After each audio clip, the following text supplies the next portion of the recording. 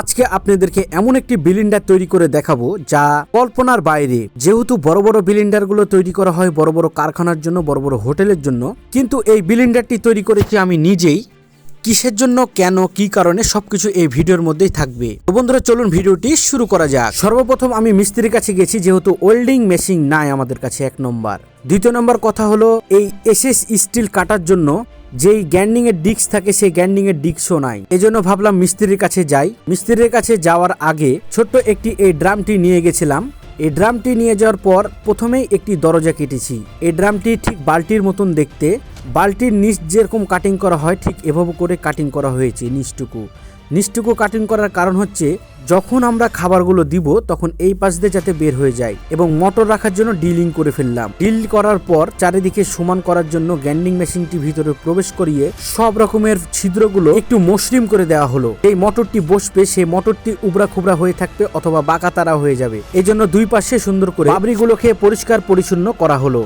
এরপরে এসএস একটি কবজা নিয়ে আসা হলো। এসএস কবজা নিয়ে আসার পর কবজাটিকে খুব সুন্দরভাবে করে আর্গন ওয়েল্ডিং করা হলো। যেহেতু আর্গন ওয়েল্ডিং এমন একটি ওয়েল্ডিং, এটি হলো এসএস এর পুরোই করা হয় বেশিরভাগ, খুবই শতভাগ এটি খুবই সুন্দর ফিনিশিং হয়। এই ওয়েল্ডিং দ্বারা একটি ট্যাকিং দিলে 20 থেকে 25টা মানুষ একটি ট্যাকিং এ ঝুলে থাকতে পারবে, এতটাই শক্তিশালী হয়ে থাকে মাত্র একটি ট্যাকিং। তো আমি আগেও বলেছি যে এটি একটি বালতির মতন আকার, চারি সাইড আটকানোর জন্য একটি হ্যান্ডেল তৈরি করা হচ্ছে। ছোট ছোট এসএস এর পাইপগুলো কেটে সামনে এবং পিছন সাইডে একটি করে ট্যাকিং দেওয়া হচ্ছে এবং নিচে একটি করে ট্যাকিং দেওয়া হচ্ছে। বালতির প্রত্যেকটি চারিদিকে এভাবে করে করা হয়েছে যাতে জিনিসটি খুবই মজবুত এবং শক্তিশালী হয়ে যায়। সম্পূর্ণ ভিডিওগুলো একটু মনোযোগ সহকারে দেখলে আপনারা নিজেরাই তৈরি করে নিতে পারেন অথবা আমাদেরকে দিয়ে তৈরি করে নিতে পারেন। আমাদেরকে দিয়ে তৈরি করে নিলে এর চাইতে আরো ভালো ফিনিশিং দিয়ে আমরা তৈরি করে দিতে পারবো, কারণ আমরা সর্বপ্রথম জিনিস তৈরি করি নিজেরা, যাতে আপনাদের জন্য সবচাইতে ভালো এবং শক্তিশালীভাবে তৈরি করতে পারি। অ্যাম্পলিফায়ারের বিষয়ও তাই। তো দেখুন, আমরা সর্বপ্রথম এই জিনিসটা তৈরি করার পর একটি কাপড়ের ডিস্ক নিই। কাপড়ের ডিস্ক নিয়ে চারিদিকে সুন্দর করে মিস্ত্রি দিয়ে ঘষিয়ে মাজিয়ে নিলাম, যাতে জিনিসটি দেখতে চকচক করে এবং পয় পরিষ্কার লাগে।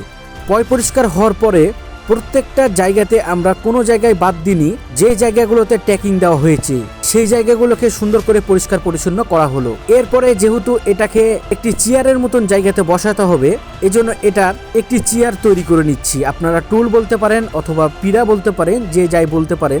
সবচাইতে মজবুত একটি রড খেয়ে সুন্দরভাবে করে গোল আকারে নিচ এবং উপরে দেওয়া হয়েছে, এবং তার পা গুলো দেওয়া হয়েছে 4টি। সুন্দরভাবে করে তৈরি করার পর এবার আমরা জাপানি নাট ব্যবহার করেছি 4টা, 8টা ওয়াশার ব্যবহার করেছি, এবং গোল গোল করে আপনাদের সামনেই সাইকেলের টিউবগুলো কাটিং করা হয়েছে। কাটিং করার পর আমাদের হাতে যে মোটরটি দেখতে পেলেন, এই মোটরটি একটি গিয়ারওয়ালা মোটর, এতটাই শক্তিশালী যে 10 জন মানুষকে এমনি অনায়াসে চেড়ে তুলতে পারে। তো দেখুন, আমরা সুন্দর করে ফুটো করে নিয়ে এসেছিলাম। তো পরবর্তীতে দেখা যায় যে মোটরটি একটু বাঁকা হয়ে আছে।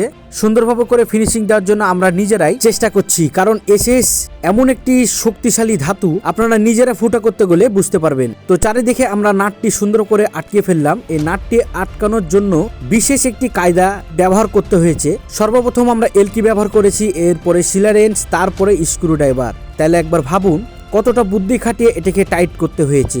যেহেতু এটা টাইট করার জন্য কোনো এলকি কাজ করছিল না, কোনো সিলারেন্স কাজ করছিল না, তো ভাবলাম যে এলকিটাকে এভাবে করে সিলারেন্স দিয়ে আটকিয়ে এভাবে করে টাইট করা যায়। কতটা বুদ্ধি খাটিয়ে এই কাজগুলো আমাদেরকে করতে হয়। তো এভাবে করে সবগুলো ভিডিওগুলো আপনাদের মাঝে শেয়ার করি, যাতে আপনারা বুঝতে পারেন যে আমরা কিভাবে করে কাজগুলো করে থাকি। আর মূলত এটি তৈরি করা হচ্ছে, এর কারণ হচ্ছে আমাদের এখানে ছোট্ট একটি খামার আছে আমার নিজস্ব।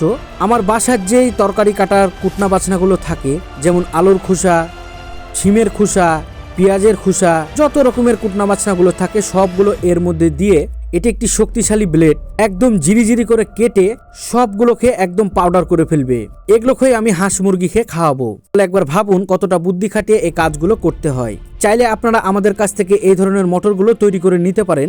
এই মোটরগুলো তৈরি করে নিতে হলে অবশ্যই আমাদেরকে ফুল পেমেন্ট করতে হবে এবং পুরোপুরি 15 দিন থেকে 20 দিন পর্যন্ত সময় দিতে হবে, কারণ যে বালতির মতন আকারটি দেখতে পাচ্ছেন এই জিনিসটি তৈরি করতে বা খুঁজতে অনেকটা সময় লেগে যেতে পারে। এটাই হচ্ছে মূল কারণ।